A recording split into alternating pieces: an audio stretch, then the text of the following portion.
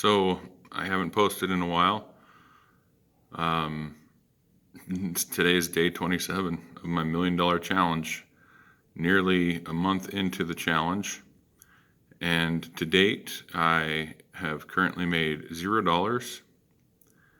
And with all the gung-ho and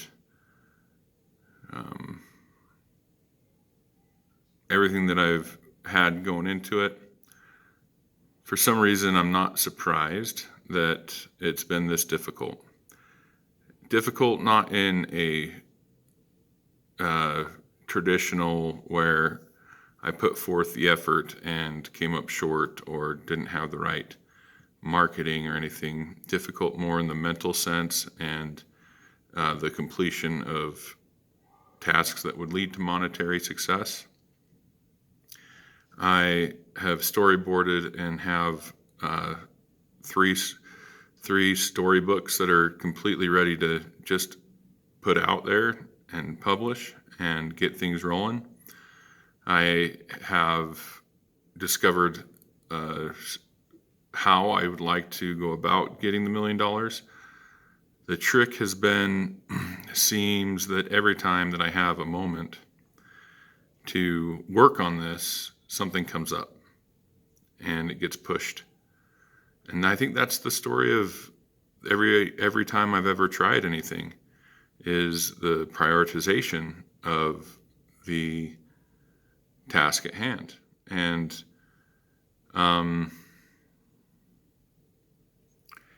so I don't have any like real amazingly huge update that is saying that this is going to be a success, but you know what? This is what jumping in looks like. Like I said at the very beginning, you jump in, sink or swim.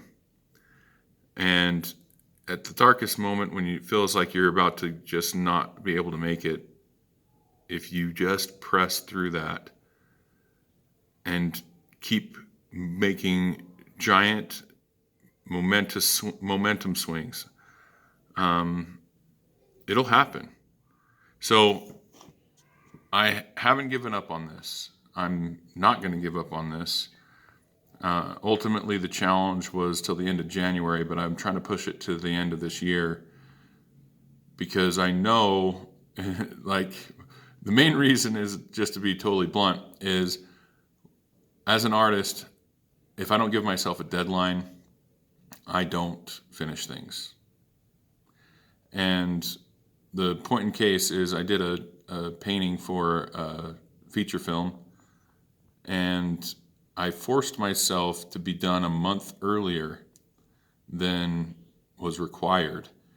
And because of that, it actually worked out, because it come to find out he needed it, that the picture needed it done sooner than I had originally anticipated. So I was able to have it finished and ready to roll.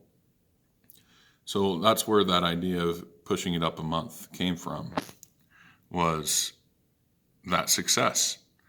And with as many quote unquote failures that I've been through this 27 days, those failures are leading to my success, ultimate success. And but this is what trying looks like. It's not pretty. It's not instant. You know, you don't. I was looking at my YouTube channel, and day one of this challenge, I think there's 15 people that watched it, or 5 people that watched it, you know, a couple times, maybe 3 times, I don't know. But the average watching of these ramblings of mine is 5 people. And I really appreciate you 5 people that watch these. It makes me know that, number one, somebody out there is either really bored or they care.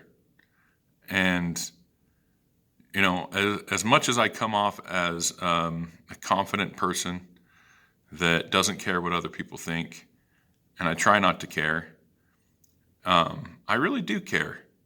And it doesn't like affect my self-worth. I just care about other people caring.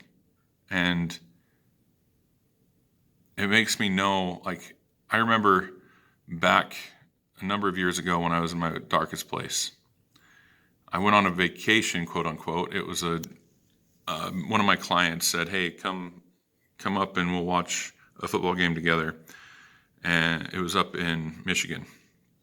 And I went to Arizona, I went to Phoenix Airport, I flew into Detroit, and my trip while I was in Ann Arbor, and then I went back to Detroit, flew out of Detroit back home. I stopped in Denver, I think, on the way home or something like that. But I ran into so many people. I was alone on this trip. I was totally alone. So many things. Everybody I ran into was super helpful, super friendly, and went out of their way to help me out.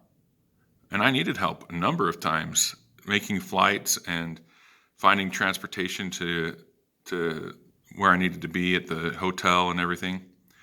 Like, for example, I landed in Detroit. It was like 11 p.m. And there was this dude that was there. He was doing his job, doing his thing. And I was like, "Hey, yeah, I have no idea how to get to the airport, and the shuttle's not running anymore." And so he found another shuttle that went to a hotel that was still running their shuttle, their last shuttle, and talked him into letting me ride that shuttle to that hotel. And then I just had to walk across the street. And what ended up happening is that shuttle driver drove me into that hotel and dropped me off right at my hotel, even though they had no reason, right? And on the way home, another example is I was getting my connecting flight, and there was a 2-hour queue for security. And I told the people that were near the front of the queue, I was like, "Hey, my flight leaves in 15 minutes, and I don't even know, even if you help me, I don't know if I'm going to make it, because from where you guys are standing, this is the closest I can get." And so they actually just were yelling, hey, let him through, let him through, let him through. And I got right up to the front, and I got on the plane right before they shut the doors. Just because everybody in that 2-hour line was willing, everybody that was vocal about it was willing to let me just go all the way up to the front. And the security guy was like, "Yeah, let's get you going through," and didn't make a fuss. Anyway, it made me realize that there's good. And I was in my darkest place. There's good in the world. And there's more good to come. This challenge is only going to bring out the best in me, refine me in the fire of the pressure and stress that I'm facing. So if you would like to continue with me on this ride, I could burn in complete failure, and you'll be able to laugh along with me as I do.